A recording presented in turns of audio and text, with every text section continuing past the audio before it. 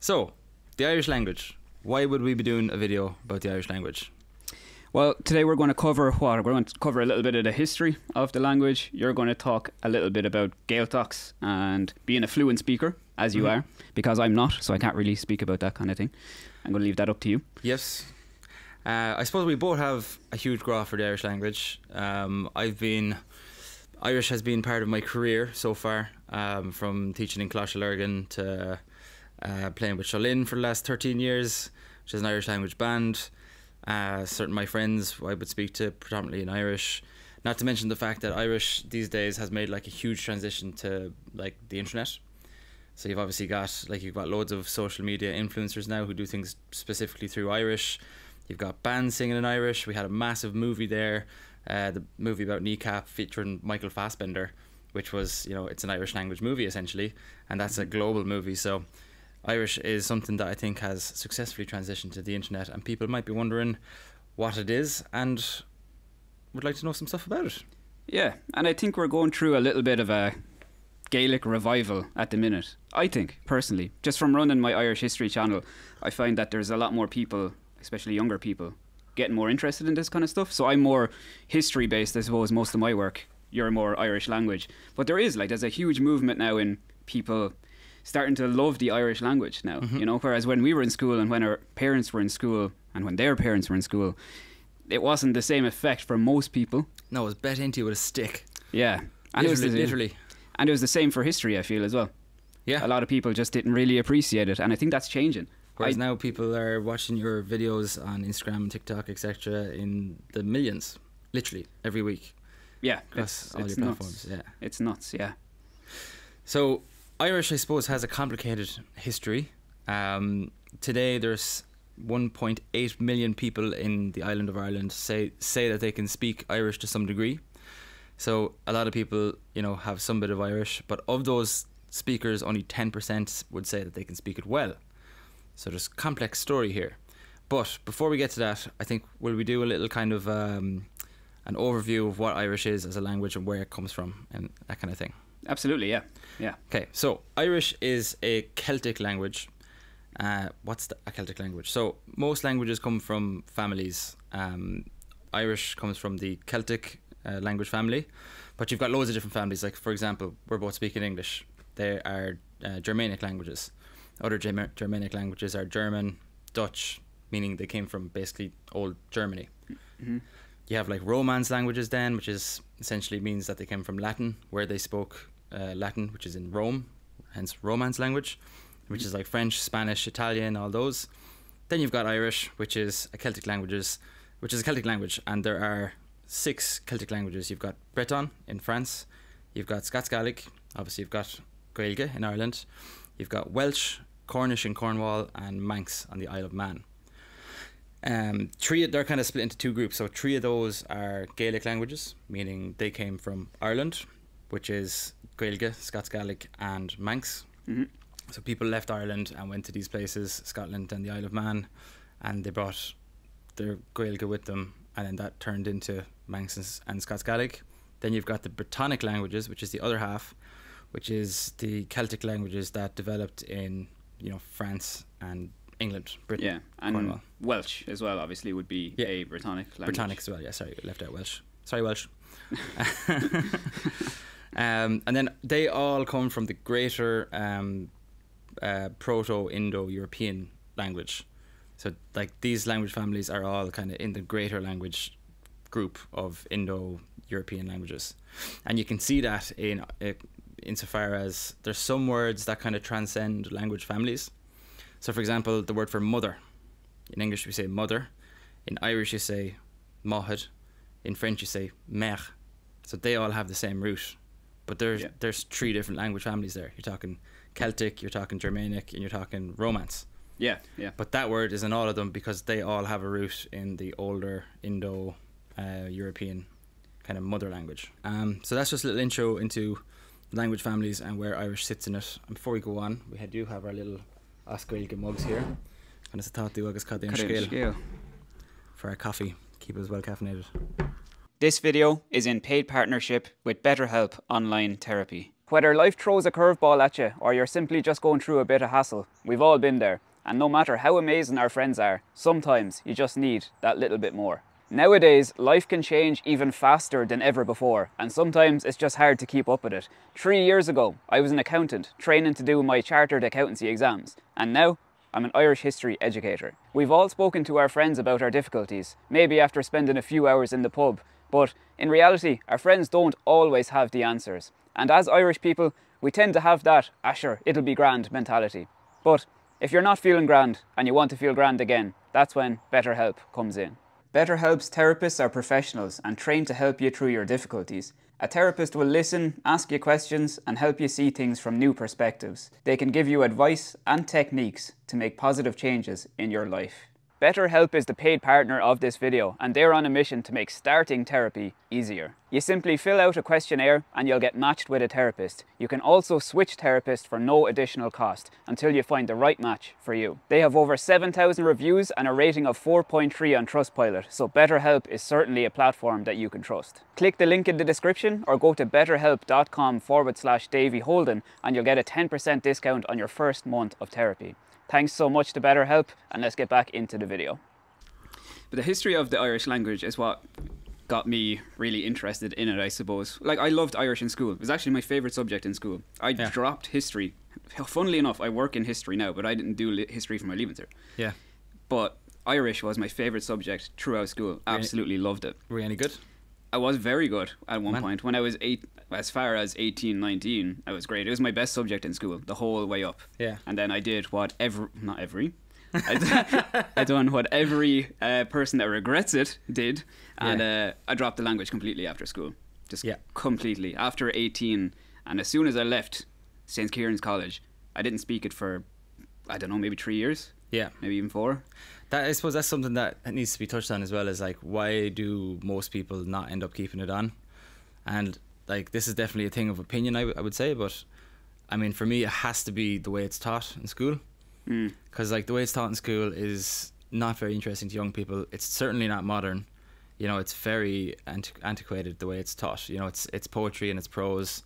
There's very little, you know, modern kind of elements to it. Like, there's no social media aspect, for example, which is probably a bit of a minefield to navigate anyway. But like, it just it doesn't capture I think a kid's mind as much as it should. And not to, sorry, go on. No, I was just going to say 100% agree with you, and I don't have the answer to like how you teach it better. I don't have that answer. I don't know. I'm not the guy to do it, but it definitely is not taught well.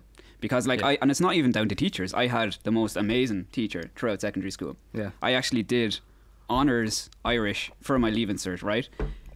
But the teacher I had the whole way up, she was teaching Pass Irish for the Leaving Cert. So I actually dropped into the Pass class and done honours Irish in her class. So I was in a Pass class doing honours, and the reason I did that is because she was such a great teacher. So it's not down to the teacher either, it's just down to the syllabus. It's the curriculum essentially, I'd imagine, It doesn't encourage you at all to take Irish outside the classroom. And another huge problem, in my opinion, won't hark on about this for too long, but the level of difficulty in the Irish curriculum is, in my opinion, it's nearly on par with the English curriculum, which is that's true, yeah. Which is hilarious, because you're talking about the vast majority of people not being native speakers. So you're trying to analyze poetry and short stories and stuff like that, drama plays, at the same literary level almost as English, which is your native tongue. And the result of that is, I think, you just end up having to learn stuff off by heart. Yeah. Because it's the standard is so high that if you're coming into secondary school with like not a great level of Irish, it's very, very hard to get to that point without just resorting to like learning off paragraphs of stuff, which is a huge problem. And the main issue I think that most people realise when they get into secondary school is that a lot of us can't have conversations. This is what affected me massively. When you guys started going to Connemara, you're speaking Irish all day, every day. Yeah. Whereas then I'd meet you when you come home, like, oh, my Irish is great, I'm going to jump in for a conversation. Then I realised, oh, I can't have a conversation. Yeah. Do you know what I mean? It's a rough realisation, yeah. Yeah, it's a brutal realisation. It's like, oh yeah, Irish is my best subject. I got an A1 in my Leaving Cert. I'm not able to have a conversation in Irish. Which is nuts. And particularly when you consider you study Irish for 12 or 13 years. Through primary school and secondary school, it's a 13 or 12 year window. And like, if you do get to the place where you can speak Irish, it is an amazing thing to have. Like, there's no doubt about it. Between stuff you learn about Ireland, just because you're speaking through Irish, be it place names and all that, which we'll get to later on. But even it's just like you kind of you feel like you're after developing a new part of yourself as an Irish person as you learn to speak Irish, and then on top of that, it's a secret code that you can speak together if you're abroad. Because the chances of somebody else having Irish is very low, obviously, if you're in, I don't know, Switzerland or France or whatever. Yeah. So it's just, I mean, it is very rewarding, certainly, when you learn to speak Irish, and if you're lucky enough to have an environment where you can foster that.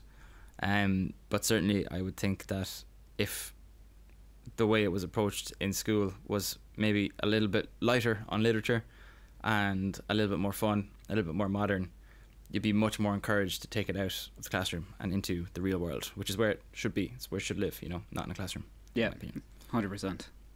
So, where did it come from? So, the Irish language is approximately 2,500 years old. So it's spoken in Ireland since the BCs. Yeah. Right. Now, it was first seen written in a different form that we write in today, a different alphabet. It was written in Ogham. Stones. Ogham stones, yeah. So it was written with lines, essentially, on Ogham stones. It might flash up a little picture for anyone that hasn't seen one. Mm-hmm. So they date to about the 5th century, right? So after that then, in the 7th century, they would have converted over to the Latin alphabet, which would have arrived, obviously, as well at the same time as Christianity. And these Ogham stones would literally be out in fields, and they'd mark like burial grounds, isn't it? Yeah, I mean, used as kind of to mark a location, I guess, but also as burial sites for various different things, yeah. And people, like in modern times, people might get, like, you can get t-shirts that have like a word in Ogham on it. Stefan, for example, from Shalane, the singer, has Clon written on the back of his arm in Ogham. So, like, you can see it in modern culture, which is kind of cool. Yeah, it's very cool, yeah. So then by the 7th century, that's the first time you see Irish or Gaeilge written in the Roman or the Latin alphabet. Yeah. So it's about 1,000 years old, 1,000 years older than English, give or take. Yeah. So it's a much older language, and therefore 2,500 years old, isn't it? Yeah. Whereas English is 1,600 years old approximately. Yeah. So therefore you have a lot of influence in the English language as well from Irish. There's various different words like smithereens, for example, comes from the Irish word smithereeni. Yeah. And galore coming from galore. Yes, yeah. Yeah, so there's a lot of influence in the English language. That word is used a lot in America as well, galore. Yeah. Which is funny, because that comes directly from Irish, so obviously Irish people who went to America brought that with them. Yeah, and smithereens as well. Smithereen as well, yeah. Smithereeny. That's just a couple of examples, but there's a lot of them. So, you mentioned there about influences on the Irish language, of which there have been many, but probably the biggest influence, or one of the bigger ones that there has been on Gaeilge, is Christianity. Which has, I suppose, left its mark on Irish in several different ways. So, I suppose one positive thing is that written Irish outside of, obviously Ogham, but like on manuscripts for the first time, happened in a Christian context. So, like, for example, the Book of Kells in Trinity College, the old religious manuscript, it's a copy of the 4 Gospels and has all the beautiful artwork, but a lot of the notes, that was written in Latin. But a lot of the glossary, the notes on the side written by the monks, were in Irish. Mm-hmm. So I think between that and like the Book of Armagh, for example, it's like the first time the Irish is written down in the Roman alphabet in books. So we can thank the Christians for that, I suppose. Yeah, and the language would have changed massively throughout that period, because you can see it today. If you want to say hello, Dia Quist, so God to you, exactly, essentially, or Dies Merwit, God and Mary to you. There's your direct effect of Christianity on the language. To say hello, you're saying God to you and God and Mary to you. Exactly. Des Bishop made a joke about that, where it's like it's the who's the most Christian competition whenever you're doing like saying hello to somebody. It's like, well, God with you, God and Mary with you, God and Mary and Joseph with you then. But like that's literally how you say hello in Irish. You can't say hello really without saying how are you or how are you getting on. That's your only hello, really. Yeah, without saying God be with you. Yeah. So like God is integral to that. Even saying Slán has like a Christian influence. It's comes from the religious mentality of blessing one another. So Slán meaning health. So when you're saying Slán, if somebody is leaving you, they might say Slán, which is good health. But then you might say to them Slán Leat, because they're the person who's leaving. So you're saying good health go with you. Yeah. good health with you. So slán leat. I actually didn't really know that until a few years ago. It's just funny. You're still learning stuff as you go. But yeah, that's the Christian connotation of like giving a blessing. Compare that to like goodbye in English. You know, that's not a blessing. It's a farewell. It's just like have a goodbye. You know. Mm-hmm. Whereas like that Christian influence on Irish it has you saying slán, basically blessing somebody every time you say goodbye. I suppose you also see it in the days of the week. Yeah, you see Latin and you see Christianity in the days Yeah. of the week. It's so interesting. Before we go through the days of the week in Irish, do you mind if I go through them in English? Absolutely, yeah. Because I think nobody knows what the days of the week come from or what they mean. Yeah. Because like anytime I tell somebody this, they're always kind of like, no way, that's crazy. Like, so I don't think it's well known. So the days of the week in English before we do them in Irish. So Monday is Moon Day, which is named after the moon. So like in most languages, in fact, not just English and Irish, most languages, the days of the week, they're named after planets and gods. Mm-hmm. And English is no exception to that. So Moon Day, Monday. Tuesday is named after Tu, the Germanic god of war. Wednesday, Woden's Day. Odin being the Norse god, the father of Thor. Thursday, Thor's Day, which is the day of Thor. Thor, you'll remember from Marvel with the big hammer, Mm-hmm. but also he's an old Norse god. Friday then, Frigga's Day, which is the mother of Thor. So like most of this is about Marvel action movies. Saturday is named after Saturn. Again, like that, like it's so obvious, but then like if you're just not aware of that fact, Yeah. Saturday is clearly named after Saturn, and Sunday is named after Sun. the sun. Good man. I had 3 different languages going on in my head there between Latin, Irish, and English. You look a little stressed. Yeah, so all named after gods and planets, which I think is just a cool fact to know and a little precursor to the Irish, because the Irish ones, in my opinion, are even more interesting than 100%, yeah, because Latin would be the same thing as English, I guess, planets and gods, Mhm. whereas Irish is different. It takes influences from Latin, from the gods and the planets and whatnot, but also our own Christianity too, yes. which is class. Yeah. So, Monday to start off, Day Luan, Mhm. same thing, it's a day of the moon, Yeah. but it comes from Latin. Yeah, that's another example of a word transcending language families, because that comes from the old, even the Latin luna comes from the old Indo-European word for moon. So you have it in French, la lune is the moon. You have it in English, like a lunar eclipse. So even though we call it the moon, but we still use the word lunar to refer to it, Okay. which comes from Latin, which comes from Indo-European. But anyway, so Right. go on. Okay, so that's where you get Day Luan from. Comes from Latin, which is Dies Lunae, which Mhm. means day of the moon. Same in Irish, day of the moon, Day Luan. Tuesday, same thing again. So Day Mart, which comes from Dies Martis. So again, comes from Latin, and this is in relation to Mars. So day of Mars, in reference to the Roman god of war. Mhm. Wednesday, then we get our first example of Christianity. So Day Cadian. So Cade means first. Mhm. Ian is a fast. So Day Cadian is day of the first fast. Which would be a Christian fasting day. Mm-hmm. And then Thursday is really interesting as well. So Deirdín is Thursday. And Deirdín is an amalgamation of 4 words, which is Day, Idir, Ga, Ina. Mhm. Right? So day between 2 fasts. Mhm. So Deirdín is an amalgamation of that, meaning day between 2 fasts. Then Friday, day of the fast. Day Ina. On Ina, yeah, the Yeah. Ina, exactly. And like that's something you still see today in Ireland, because our parents up until recent years would have fasted on a Friday, and you see it still with like Good Friday. You don't eat meat or fish or anything. Yeah. That's like the remnants of that being a Christian fast day, which is the Ina, which is what we call Friday in Irish. Right. Which is cool. Yeah. And then Saturday, we're back to Latin again. Dies Saturni. In Irish is Day Saturn, and this is in relation to Saturn, again, which was the Roman god of wealth and agriculture, Also a planet. also a planet. And then Sunday is back to Christianity, Day Downig, Day of Yeah. the Lord. So it's cool. The days of the week in Irish are split between Latin influences and also Christianity influences. Exactly, yeah. And we actually share a few there with French as well. Like dimanche is De Daunig, Sunday, in French, which comes from, again, the same thing, Dominus, which is like the Lord in Latin. Okay. And even like De Marts for Tuesday is Mardi. So it's the exact same kind of root. Right. But yeah, it's so interesting to know what the days of the week mean. Yeah, and it's something that's very easy to just not think about ever.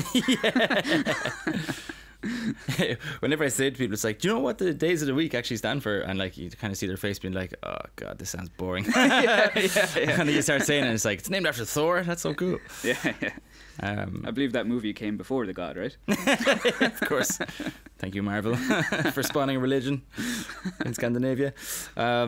But yeah, the point of all that being that Christianity has kind of had a fairly sizable influence on the Irish language Gaeilge, in both spoken words and, you know, the way we say things, such as hello, etc. Yeah, big time. Yeah. So we might talk then as well about dialects, because there's many ways to skin a cat, as they say. This is your area of expertise, much more than mine. Yeah, so there's, you know, there's many different dialects. There's several different dialects in the Irish language. You know, I didn't really know this. I kind of was researching it for this talk, but it used to not be the case. It's like Old Irish was countrywide. You know, everyone spoke the same Irish. With different accents, probably. Or, maybe different accents, but certainly not different dialects. And then you had Middle Irish, which like Gaeilge changed, but, you know, again, was pretty much serendipitous throughout not serendipitous, it was everywhere basically throughout the island. And it's after the 1200s that you saw the emergence of the 4 major dialects. Interesting. Yeah. So then you had, so the dialects are they're based on, I suppose, the provinces where they are. So Connacht, Munster, Ulster and Leinster. Cool little fact as well about the provinces of Ireland, because I think, again, a lot of people don't know this, is that like to say Munster in Irish, it's Cúgamoon, Leinster Cúgaline, Ulster Cúga Ulla, and Connacht Cúga Connacht. But Cúga means a fifth, and there's only 4 provinces. Yeah, there used to be 5. Drum roll. Yeah, Meath. Yeah, we used to have a 5th province, which I don't think a lot of people know. So Meath used to be the 5th province of Ireland, which I suppose when you do know that, it is kind of obvious, really, considering Meath, the Hill of Tara, is the seat of the old High Kings of Ireland. Yeah. So it does make a lot of sense. I don't really know why it lost its provincial status, but yeah, so anyway, that's a fun fact about the provinces. So the main Irish dialects today are Munster, Connacht and Ulster.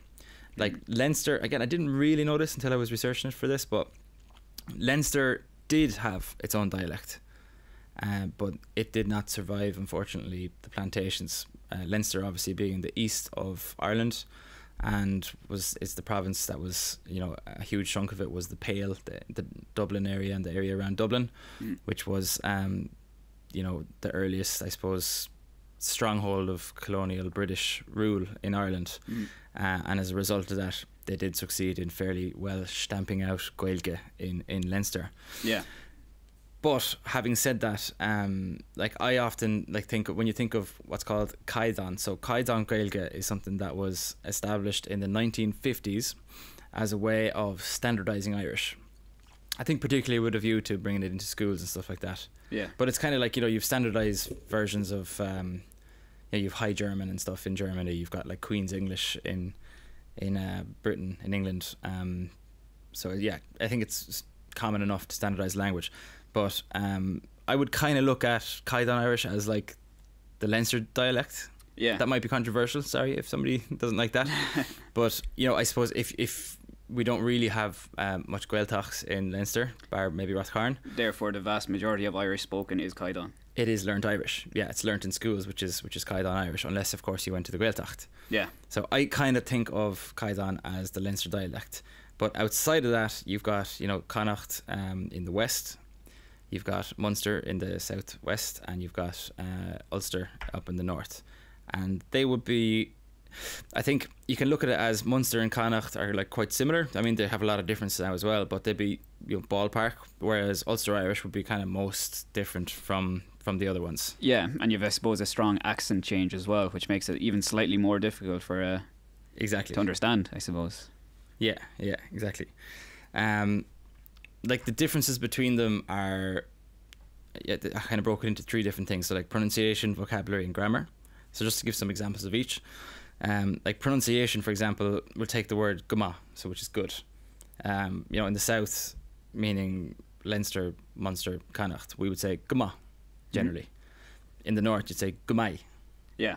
So if you're not a strong Irish speaker and you went up to Ulster and you're speaking to someone with Ulster dialect, you might struggle a little bit more like, 100%. Yeah. Which is why it's so cruel that sometimes we've got these kids in school who are really struggling to learn to speak or understand Irish at all outside of the textbook. If you get someone in the north who gets somebody from Connemara, which happens for sure, and if you get people in the south who get somebody from Donegal, which again we had that, it can be very, very difficult to understand. But like that's the same word, good, guma, gumai, like fairly different pronunciation, even though it's the same word. As well, you have like tame, so I am. So in Leinster and Munster, we would say ta me. In Connemara, you might say tama. Okay. So it's kind of a slight difference there in how we say the me part. Tama cholig and shuppa. Tame dolig and shuppa. Then in the north, you'd say ta. So as opposed to it's a. So ta me golig and shuppa. Okay, so you kind of don't pronounce the fada on the A so much. Yeah, it's still because what a fada does is elongates a vowel. It's still elongated, but they just do it as opposed to changing the sound. I think they do it by lengthening the sound. Ta. Right. Tame. As opposed to me. So those are just like little pronunciation differences. There's millions of those, by the way, but those are just two examples. It's hard to know how much of that comes down to just accent as well, but certainly some of the sounds are pronounced differently. You've got actual difference of vocabulary then as well. So like, for example, start from basics. Potato. So in Munster, Ulster, and Leinster, we would say proti for potatoes. But in Connemara, they would say fati. Fati. Yeah, so, similar sound, but it's a different word. Ta fati ar mard, there's potatoes on the table. Ta proti ar an mard, there's potatoes on the table.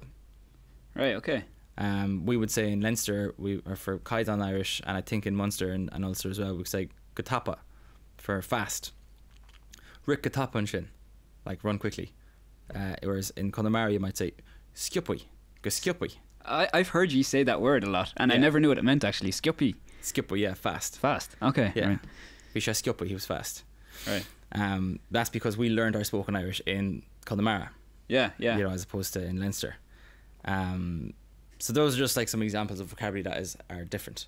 Then you've got proper grammatical differences then as well, and this is where it gets like a little bit more tricky when it comes to like someone from, I don't know, Cork is talking to somebody from I don't know, Buncrana or Guido or something like that. For example, saying hello, not hello, saying how are you. So in Caidan Irish we'd say Conasatatu, and they'd say that in Munster as well, or they might say Conasatan too. Yeah, with an N at the end. Yeah. But then it changes drastically when you go to Connacht, which is Cechuiltu. So it's like a completely different way of saying it. I'll never forget the first time I went to Connemara as a strong Irish speaker, so I thought. And one of the first people I met said that, like, Cechuiltu, and I was like, what?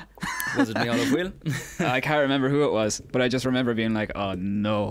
This is going to be harder than I thought. Yeah. And then it doesn't stop there, because when you go up to the north, it'd be Kazemar Tatu. So, Conasatatu literally translates to how are you. Kenchuiltu in Connacht is like in what way are you? Kazemar Tatu, like what is it that you are? They're essentially just different grammatical ways of phrasing the same idea. Yeah, which we do in English. Yeah. In Ireland. Yeah. And say how are you would be very formal. We'd say how are you, or how are you getting on, or how's things. Like there's so many different ways of how saying. How are you? Yeah. Or how's it going might be another one. Yeah, like we've so many different ways. I think in Ireland probably more so than most, at least English-speaking countries. To greet someone, Jesus, like we have so many. You can, if you're good at throwing stones, you can throw a stone in Ireland and hit another accent, like, Yeah. You go from here, from Kilkenny up to, down to Waterford. Fairly different accent. If you go over to Wexford, which is not, it's only an hour away. Yeah.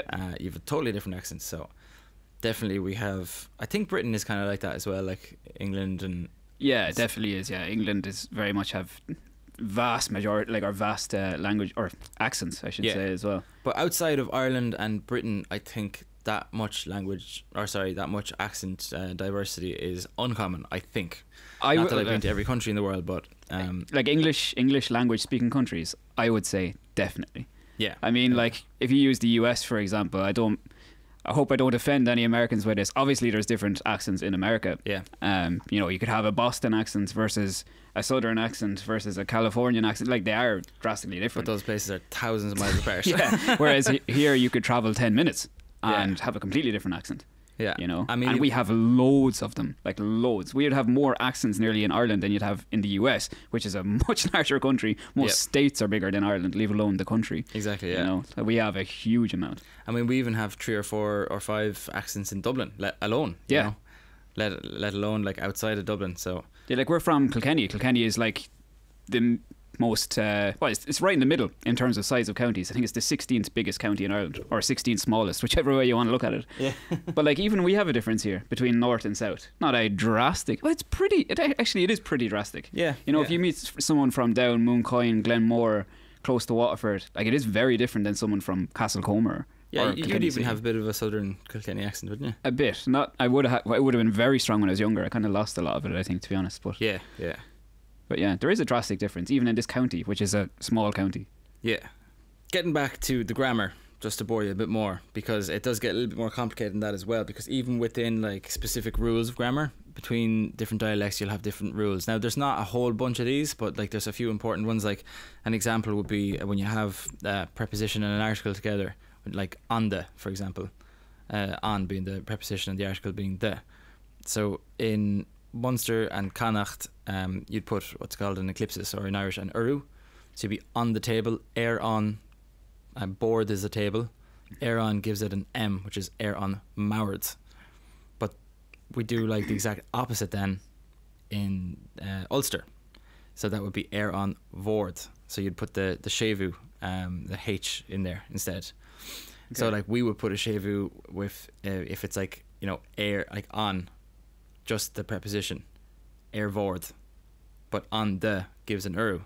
So their rule is kind of the exact flip of ours. But like Caidán Irish would have, you know, the version that we would have down here, which I guess is the correct version if you're using that metric. But in spoken in the north, for example, they would have the exact opposite. And there's little things like that where like probably does make doing Irish as an exam kind of challenging, because it's like, you know, you've got one rule here and one rule there and they're the opposite. So that's just another little example.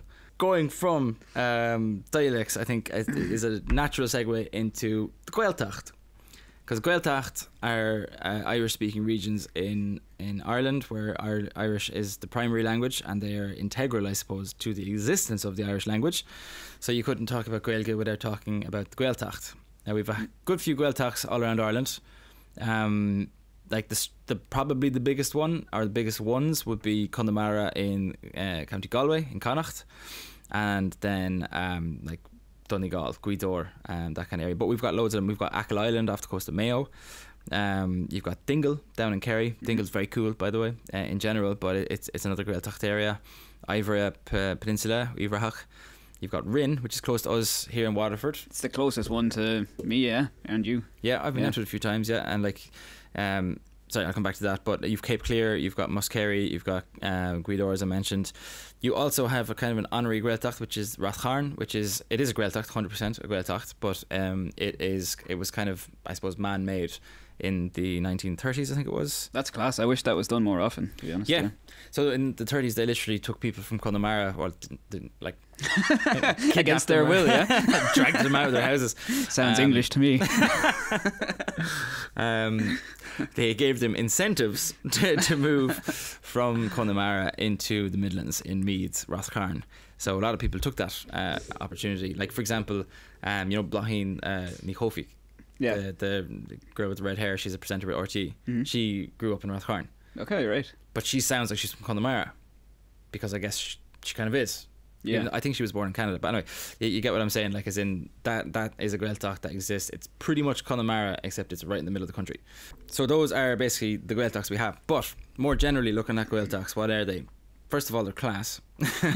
Like, I think one of the biggest reasons an Irish person might go to the Gaeltacht is, as a student, you go to like a Closh de Saura, which is a summer camp where you go to speak Irish for typically 3 weeks in the hopes of getting a better result in your examinations in Irish. But you do fun stuff in Irish, like, you know, you'll go kayaking and it'll be in Irish. You'll have a disco, you might play sport, hurling, you might do orienteering. There's loads of stuff that you can do at the Gaeltacht, and it's all in Irish. And the idea is full immersion in the language is the best way to learn any language, which I think is a fact. Oh yeah. I don't think there's any other better way to learn it, really. Yeah. Best way to learn it is just speaking it. 100%. You know? Yeah. Who would have thought that? Speaking the language, best way to learn it. Yeah.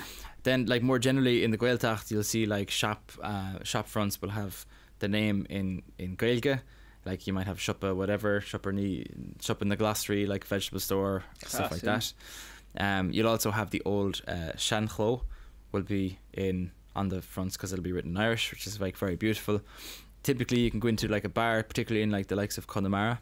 You can go into like a bar and, you know, you can order in Irish. The person behind the bar more than likely grew up with Irish as his native primary language. You go into the shop, you can speak Irish. The idea is that everyone speaks Irish. And it's definitely worth going to see the Gaeltacht. Yeah. The thing, like, so there's 106,000 people living in the Gaeltacht in the census in 2022. Okay. Of that, 65,000 are actual Irish speakers, 66%.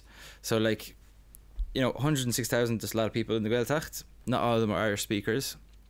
And I think, you know, the Gaeltacht is facing, you know, a difficult time, basically, of you know, people not moving there anymore and stuff like that, which is why I think Closh de Saura and stuff like that is so important.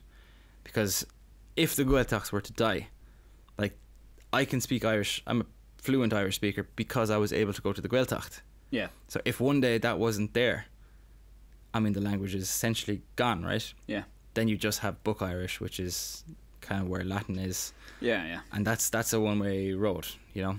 So the Gaeltacht is incredibly important. Not to mention, if you're a teenager and you go there, it is so fun. Yeah, you'd have great crack, like. Unbelievable crack, yeah. Make your some of your best friends. 100%. That's exactly what happened to you. Yeah, exactly, yeah. You got a band and best friends out of it. Yeah. You meet people that are completely outside of, like, whatever social circle you've happened to develop at home. You meet all kinds of everyone at the Gaeltacht, and you're doing a bunch of wild stuff that you probably, you know, how often do you go kayaking in Kilkenny? Not very often. You're doing a bunch of new stuff, and you're doing it with a bunch of new people, and you're doing it all through Irish. Yeah. And certainly for me, that is where, like, my, like, deep love of Irish and why it's still such a part of my life, a lot of it I think stems from the energy of those initial years.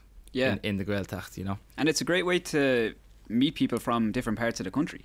100%, yeah. Because, like, if you think about it as a teenager growing up in Ireland, like, what's your main socializing? Like, it's GAA probably, right? Which is great. You make some of your lifelong friends, but that's very much where you come from. And Yeah. It's locked into your parish or your county. Yeah. Right? You go to school. You're going to go to school probably in the county that you live in. So you're going to make local friends again. And all this is great, by the way. I'm not putting it down.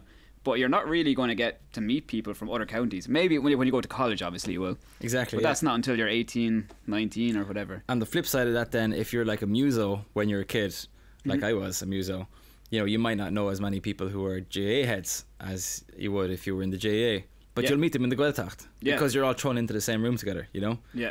I think it really opens your mind in terms of your outlook on just everything, basically. Because Yeah. you're thrown wildly out of your comfort zone for 3 weeks. And mommy and daddy aren't there. Yeah. And you have to figure it out. So it's definitely something that people should do, I would say. So yeah, that's kind of the Gaeltacht and why it's so cool. You're going to talk about something that's a little bit less positive now, I think. The downfall, I suppose, or Yeah. near extinction of the Irish language. And suppression of the language, and I suppose how it is, where it is, and where it is, yeah. Yeah, and it's not a simple story at all because it's going on for centuries, or did go on for centuries. I suppose the first place that most people think about is the 1100s, right? Because in the 1100s we had the arrival of Strongbow and the Normans, Anglo-Normans, English, whatever you want to call them yourself. So they arrive in the 1160s, the end of the 1160s. Now, this is where I suppose a lot of people think the Irish language started to fade, but it was actually not at all, right? So, like by the 1300s, let's just say, the Normans had, or English, whatever you want to call them, have been in Ireland, say, 200 years, right? A lot of the Normans began to adapt to Irish culture, right? They were intermarrying, they were speaking Irish, they were dressing Irish, they had Irish hairstyles, they played hurling. They were Irish people, like, Yeah. do you know? However, in the 1300s, you had I suppose, a hard segregation made between English and Irish. When I say English, I'm referring to the Normans, right? So in the 1360s, here in Kilkenny, where we are right now, we had the Statutes of Kilkenny, right? And this is actually one of the most horrific things you ever brought in. They're bad, right? Brutal, because it's the complete forced segregation of English and Irish, right? They didn't want Irish people and English people to blend, essentially, Marry, to hang mix. out, play sport together. No. So music. it became it became illegal for the English to marry Irish people, to speak the Irish language, to play Irish sports, to dress Irish, you know, which is absolutely nuts. Because Pretty harsh. yeah, because you had the intermarrying of these English, or whatever you want to call them, these Normans, with Irish people, and they're becoming one. They're becoming Irish. Wonder what happened if a Norman person was married to an Irish woman already when the statutes came in. Yeah, pre the statutes. Yeah. Yeah, I presume it was probably fine. I don't know. You'd hope so. Yeah.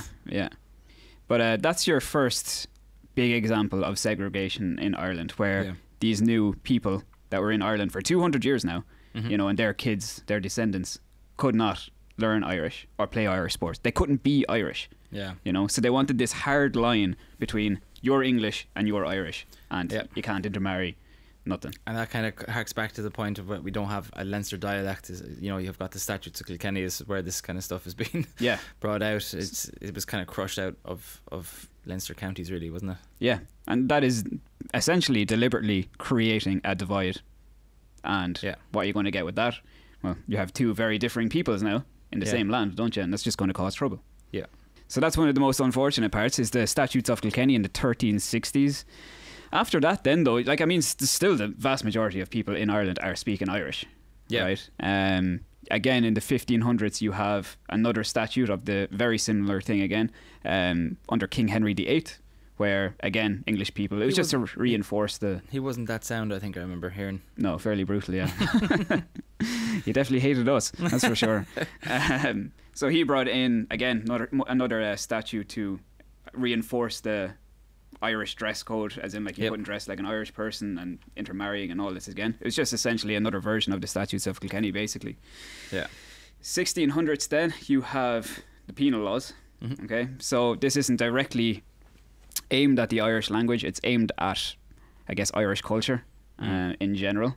And it was essentially to anglicise Ireland, okay, to try and make Ireland English, more or less. And it's part of a larger reformation as well that's going on. So at this time, England is changing, obviously, from Catholic to Protestant. Yes. And unbelievably, Ireland did not, because what people were put through in the late 1600s, 1700s, even into the early 1800s in Ireland was mental. And even in England, I think Catholics were kind of persecuted in the same regard, weren't they? Yeah, and here the Presbyterians in Ireland too. They didn't get it as hard as the Catholics, but they were badly affected by the penal laws too, because the penal laws weren't aimed just at Catholics. They were aimed at anyone that wasn't Anglican Protestant. Yeah. So a Presbyterian, even though it's a Protestant faith, they're known as dissenters in Ireland because they dissented from the Anglican Church. So therefore, if they weren't Anglican Protestants, they were going to be affected as well. Not as bad as the Catholics, but, you know, they still they were still affected badly from the penal laws. Yeah. Throughout the 16th century as well, and 17th century, you have the dispossession of land taken from Catholic landowners, given to English and Scottish Protestants. And then you had obviously the beginning of rented tenant farming. Yeah. You know, the vast majority of people that were farming land in Ireland would have been rented tenants. If you look at Kilkenny, back in the late 1700s, where we live, Mhm. 98% of the land was owned by landlords.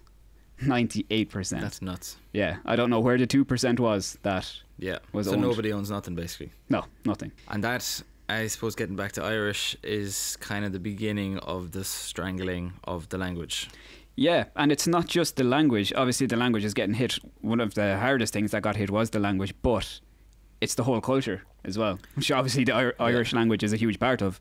But it's the entire culture, you know. Sport. Yeah, it's sport, it's music, it's ancient, like Irish traditions, like dancing, music, all that kind of stuff. The whole shebang. You had to go to mass in the field, essentially. Yep. Hedge schools for, if you wanted I suppose, a Catholic education, you'd have to do it in the bushes Yep. with a teacher. So the penal laws made it illegal for Catholics to become teachers, and you also couldn't send your children abroad to be educated. Yeah. Also, it became illegal then for Catholics to sit in Parliament. So throughout this period, Ireland has a parliament in Dublin, so we are a self-governing country to an extent, but it was illegal for Catholics to sit in the parliament. So we're putting all the laws against you, and you can't participate in changing the laws anymore. yeah, and if you go into the 18th century now, for example, 70% of the population is Catholic, 20% is Protestant, and 10% is Presbyterian. So 70 to 80% of the population can't even sit in parliament. Yeah. So the country is ruled by a minority of 20%. Yeah. When we talk emigration then as well, emigration's a huge factor, and when we talk about Irish emigration, everyone thinks about the 1840s and 50s, and Yeah. rightly so, obviously.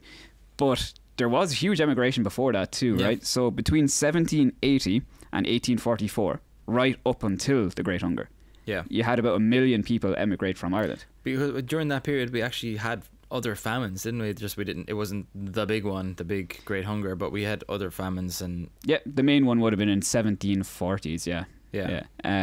But yeah, it still had 1 million people leave the country, you know, pre Great Hunger. A lot of them would have came from Ulster and Leinster, which is very different from the Great Hunger, the 1840s, when the West got hit the hardest. Yeah. But a lot of the people, would have emigrated to North America. About 1 million people would have emigrated to. So that's both, I suppose, Canada and the US. And they would have taken Gaeilge with them Absolutely, yeah. to certain degrees. Yeah. So there's like a massive amount of Irish language speakers gone now from the country. Yes. And then to speak of, obviously enough, the 1840s and 50s, you have 1 million people die. Mhm. And, well, more like about 1.25 million people die, but if we're using rounded figures, I guess. And 1 million people emigrate, which is obviously enough an enormous loss because the West was hit so hard. Yeah. And you were speaking about Connemara. Yeah. You know, so one of the strongest Irish language speaking areas in the country. Yeah. People left in their droves. Mhm. And the population of the country has never really come back from the famine, but I don't think the population of Connacht has ever even nearly recovered from that, and that has had a huge impact on Irish, of course. The aftermath of the Great Hunger then, I suppose, as well, is that, you know, it's not just the 1.25 million people that died and the 1 million people that emigrated.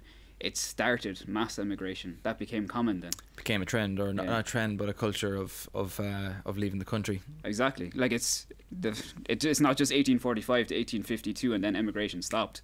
No. You know, it continued the entire way. It was going on when our dads were in their I mean, 20s. we saw it only 10 years ago, really, with the financial crash, and then everyone just left Ireland. Yeah. Everyone of a certain age, young people, particularly just out of college or whatever, Yeah. or out of school, if they were tradesmen, they just went to Australia. They just left the country, Mm. went to America, went where they could. Yeah. Yeah. So there is, I suppose, a continued culture of emigration in Yeah. Ireland. Exactly, and that's where I suppose where it stems from. A lot of it, I guess, that's when it became the norm for people to leave. I guess people started growing up in Ireland then expecting to leave, Yeah. which is depressing. That is depressing. Growing up in a country where you're expected one day I'm probably going to be without my family Yeah. and emigrate to this new world of America or wherever. Yeah, pretty rough. And you're probably going over there on not the highest quality of ship as well. Absolutely, yeah. Over on a coffin ship where you might not make it to the other side of the Atlantic, and Yeah. then if you're lucky enough to make it to the other side of the Atlantic, you're going to a land that mainly hates you. You know. So, with all that depressing history in mind, it is, I suppose, miraculous that Irish has survived at all. But it has survived. And not only is it still spoken, but, it's richly embedded into the fabric of Irish society. one way is you can see that is in place names. So a lot of Irish place names are either in Irish or they're anglicised versions of Irish. That's why I think when a lot of tourists come over here and they can't really make sense of the road signs or anything because they're all strange words. Go to Wales, by the way, it's worse. It's like 14 consonants in each word. But yeah, for example, like we're in Kilkenny right now, and Kilkenny comes from the Irish Kilkennig. Kil is a church, so Kilkennig is the Church of Canis. Canis being a saint who had a abbey here in patron saint of Kilkenny. Patron saint of Kilkenny, yeah. His abbey was actually in Laois, but it's he collected like all kinds of religious artifacts in that. I think that's why he was canonised. But that's the Church of Canis. Then you've got like Kildare, which comes from Kildara, meaning the Church of the Oak. You've got Kilwanton in Wicklow, which is the Church of Monton. Two funny stories here. One, did you know that Wicklow means Viking meadow? Yeah, it comes from the Viking name. Yeah, exactly. I don't speak the language, so I don't know how to pronounce it, but it's like Wiveclaw or something. Viking Gallo, yeah. Right, okay. Yeah, so that's where Wicklow comes from. So that's a scenario where you've got the English name is completely separate from the Irish. Yeah. No relation. Waterford is the same. Yeah, and so is Dublin. Yeah. Because Dublin, well, they actually kind of both come from Irish, which is a funny one, because Dublin comes from Dublin, the Black Pool, which is the Black Pool that used to be there where the behind Dublin Castle. That's why they built the castle there.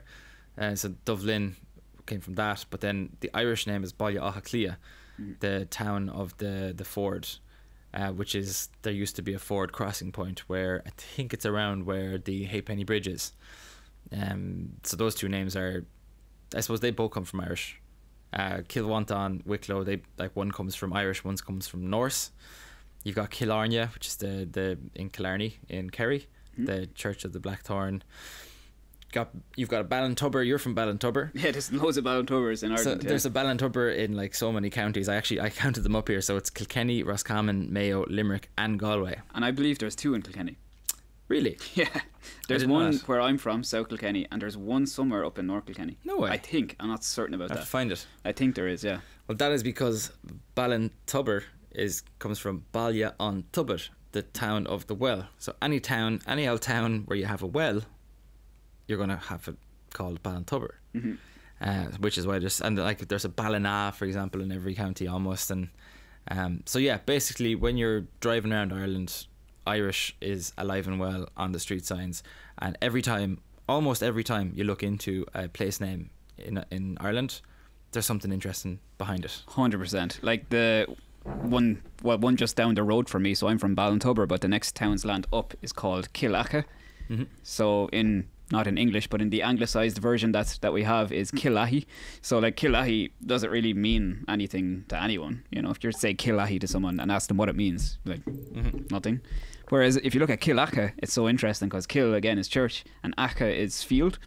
So right across the road from my house is a field with an old 16th century church. That's so cool. And a graveyard. It's class. So Yeah. Killacha church field. It's a field with a church. It just makes sense. You So cool. get to learn a little bit about Ireland every time you look up what a place name means, which is kind of cool. Fact, yeah. It's so cool. It's so cool, and it's such a cool way of learning about like your own county, for example, looking up place names. 100%. I do it anytime I go anywhere to shoot a video. Like I'll always look Yeah. at the Irish name and translate it and see what it is. Exactly. Yeah. Then beyond place names, you've also got something we have to talk about, which is Irish family names and even first names. That whole little tricky maze that people have to navigate if they're not from Ireland, because our names can be difficult, and that is because most of them are either Irish or anglicised versions of Irish names. So, you know, as a general overview, you hear a lot of O names, so like O'Brien or whatever, O'Neill, etc. O'Sullivan. O is like from or descended from. O used to be like ua, like ua, and became O, and it just basically means that you're from, like Descendant of. yeah. Tá mé teacht ó Kilkenny. I'm coming from Kilkenny, like not from Kilkenny, but as in, you know what I mean. Yeah, so that's O, and then you've got Mac, which is son in Irish. So Mac na Mara is like, you know, the son of Mara or whatever. MacDonald, McCarthy, all these names, they all come from Mac, meaning son of. And then you've got more variations than in Irish itself to make it even a little bit more difficult. So like I'm O'Brien, Keith O'Brien, Asgailge. But then if I was a girl, I would be Keith Ní Bhriain, because Ní is a shortened version of Ineen, meaning daughter. Mm-hmm. So if I'm a girl, I'm a daughter, I'm Ineen Bhriain. So I'd be like, if I was Aoife or something, I'd be Aoife Ní Bhriain. And then if you're referring to a married woman, a wife, it can be Í Bhriain, which is the genitive. So it's like, you can also use that if you're referring to a family. So it'd be Clan Í Bhriain. That's like the family of O'Briens. So you kind of got three different things, I guess, you need to kind of understand there. But I think like it's very, very cool with Irish names, because you can kind of get an idea of like where that lineage came from in a lot of ways. Yeah. Like the O'Brien clan, for example, is descended from Brian Boru. It's O'Brien. So O'Brien Barva. Brian Barva is Brian Boru. Yeah, descendant of Brian Boru. Yes, exactly. Yeah, and it was his nephew who started that as a family name in Ireland. Yeah, another one I came across was like Barry, so O'Beara, which is like Beara Peninsula, Cork. It means you're from O'Beara, you're from the Beara Peninsula, Cork, I didn't know that. Kerry region. Yeah, Right. there's probably a bunch of these again. Like, I mean, these are ones that I would have known, but there's a bunch of these where you just look them up and be like, that's crazy. You know. Yeah. Because certain names are kind of more found in certain areas. Like Walsh is a big Kilkenny name. Big time, yeah. There's probably a reason for that. I don't know what it is, but Yeah. there probably is. Where people settled. Even my own surname, like Holden's very South Kilkenny, Wexford. Yeah. Like my name. Big time. You'd barely see a Holden anywhere else. It's always South Kilkenny or Wexford. Yes. So basically, even though they're difficult to pronounce, Irish names, especially for people who are not from Ireland, it's very cool because it tells you about Ireland and places and people and stuff like that. Yeah, and one thing that a lot of people struggle with, I guess, is Irish first names. We won't go into this too much, but you see a lot of, shows on the TV, well, in the past, I guess, and things on social media being like, Niamh, Niamh. How is that Niamh? There's no V in it. So these are... Siobhan, who put a B in you? These are Irish language names, so you can't look at them as if they're English and try and speak them as if they're English, because they're not English. Also, to explain Siobhan to people, a H is what's called a shevu in Irish, and it softens a consonant. So it gives the V sound to a B. So it is supposed to be Siobhan, even though there's a B. That's why, okay? So I know it's very hard and it seems ridiculous, but it's Siobhan, Siobha for the N, Siobhan. Yeah. And just to give a quick talk through the name Sean, for example. Everyone knows the name Sean, but for some reason it doesn't get as much attention because there's no H in Sean, right? So it's S-E-A for the N. Although abroad they do put a H in it, right? I guess some people do, yeah. Britain, and I think in America, the US, maybe? I think I have seen Shaun as Sean. I've seen it, rarely, but I have seen it. Yeah. Yeah. So the original Irish Sean would be S-E-A for the N, and the reason the S becomes a sh is because there's two slender vowels in Irish, I and E, so they will change the sound of the S that comes before or after the slender vowel. So with the S in Sean, E is a slender vowel, so it becomes sh, and the A fada gives the aw sound, so you have sh on. That's a brief explanation of why Sean sounds like it does. It's not Cian or San, it's Sean. Exactly. With all this in mind, it is cool that Irish survives through place names and names and stuff like that, but I suppose we have people to thank for that, and that is because there has been several Gaelic revivals over the years. Yeah, we have the 19th century people to thank, I suppose, for that. 19th century and early 20th century. One of the first organisations that was founded was in 1876. So that was the Society for the Preservation of the Irish Language. Founded in 1876, and in 1878, 2 years later, they had added Irish to the curriculum for national schools and secondary schools and colleges and stuff like that. Yeah. So that was huge to bring Irish back into school. The next part of the Gaelic revival would be the GAA. Yeah. Which is one of the most important organisations to ever be founded, as you can see in Ireland today. I mean, especially anywhere, but us, for example, we're from Kilkenny. You walk through Kilkenny on a school day, every kid has a hurl in their hand, Not to mention the role it played in the Irish War of Independence and the revolutionary years. absolutely, yeah, 100%. Because the GAA was founded in 1884 by Michael Cusack and a group of other men as well. And this was actually like, just became, I suppose, massive because it was infiltrated by the time by the Irish Republican Brotherhood and the Fenians and whatnot. But it lasted. Like, it was one of the most successful organisations to ever be founded in Irish history. Yeah. Yeah. Like, look at how huge it is today. To this day, there's a GA club in almost every town. It's one of the biggest parts of our culture that we might not even realise, because, like, if you're from a place, we're so proud to be from there. So we're from Kilkenny, so we're proud Kilkenny men. You know, if you meet someone from Tipperary, you'd be like, it's from Tip, you know? So it's funny. It has this. We have this rivalry now, healthy rivalry in Ireland, because we're so proud where we come from, and it's not just counties. It breaks down even further than that. It's clubs. Like, I'm from Carrickshock, so if I met someone from Dunnamaggin, which is 5 minutes down the road from me, you're like, they're kind of the enemy, you know? They're from 5 minutes away. So it developed this whole culture of loving where you come from, be it the town or village you come from or the county you come from. It's just unbelievable. It was such a major success, and obviously this was infiltrated as well by, you know, as part of the larger Irish revolutionary period that was to come. Yeah. In the early 20th century. So that was 1884, and then 9 years after that you had the founding of the Gaelic League.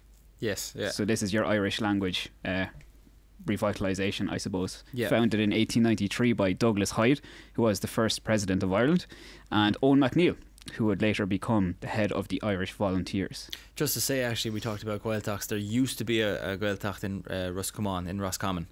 And I think that is probably where you get Douglas DeHida, who's a massive Irish language supporter involved in the Gaelic revival. But he was from Roscommon. Just a little shout out to the Roscommon Gaeltacht.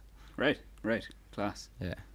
But yeah, that's your three of the biggest organisations from that time specifically, I guess, would be the Society for the Preservation of the Irish Language, the GAA, and the Gaelic League as well. And the Gaelic League established centres all over the country, really. We had one here in Kilkenny City, which was at Roadhouse, and I suppose we're famously known for having Tomás MacDonagh there as a teacher, one of the men that was executed in 1916.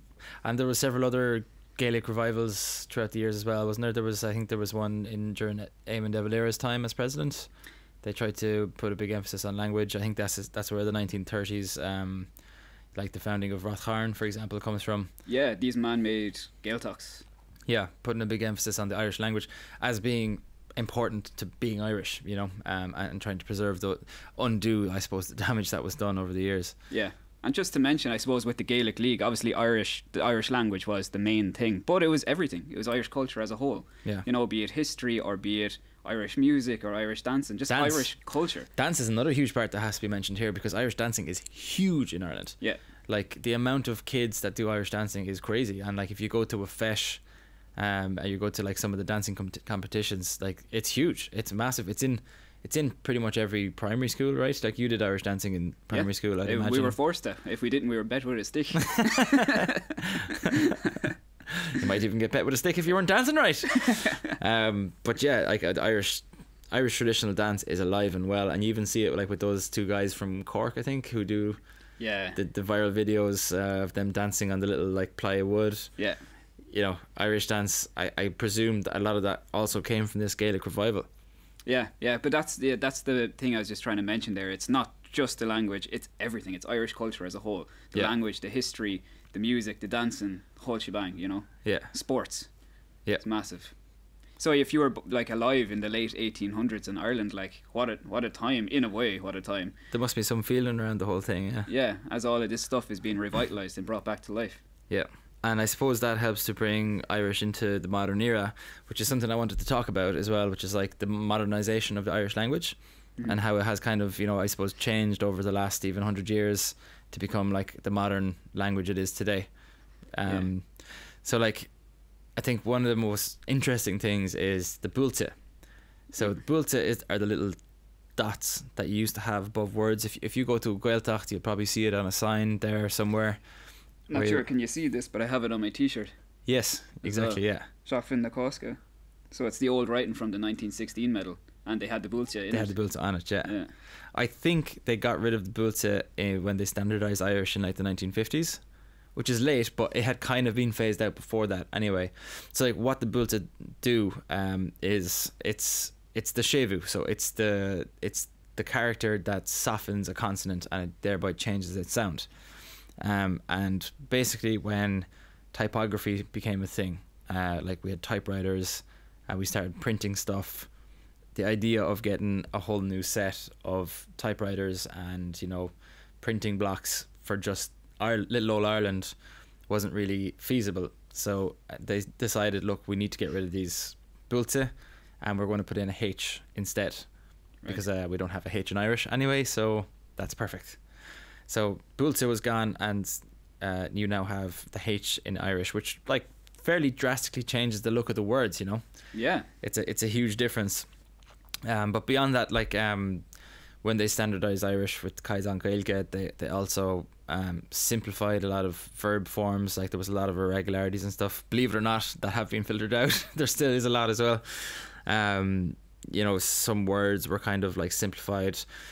On top of that, you have new words coming into the language because, you know, Irish, you know, in Ireland we adopted English as the lingua franca, you know, where would you argue 1800s in parts of Ireland. Yeah.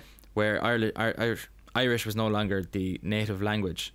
So any things that were invented after that point, you know, we're not going to have obviously an Irish word for television. What's the ancient Irish word for microwave? Exactly.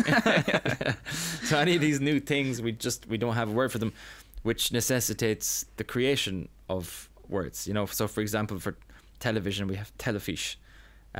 For like a mobile phone, we have phone polka. For car, we have car. We added an or, it's 2 R's, car. Yeah. Like we also have, some people don't like to use these new words and so have created kind of other words that are kind of more based on Irish itself. Like for car, you could say glúistín, which is based on glúis, which is an engine. Because car is very much a Gaelicization of an English word. Yes, I guess completely. Yeah. Yeah. Like bank, bank. Yeah. You know where that came from. Like a ticket is a ticket. So like all these things that I suppose didn't exist when Irish was the main language, we had to come up with words for them. Which I suppose is a lot of the words we're actually using today. So we're probably using a lot of invented Irish. Yeah, big time. Yeah, sure. If you're talking about a computer or a microwave or a kettle or like all these things that never existed. Exactly. You know? Yeah. So that is, I guess, an overview of the Irish language in general, and hopefully you have a little taster for it now and what it's about. I guess Sinead. And hopefully that's influenced you to dive into the history of the Irish language, or more importantly, dive into speaking the Irish language. Yeah. Go to the Gaeltacht. Slán, lads. Slán.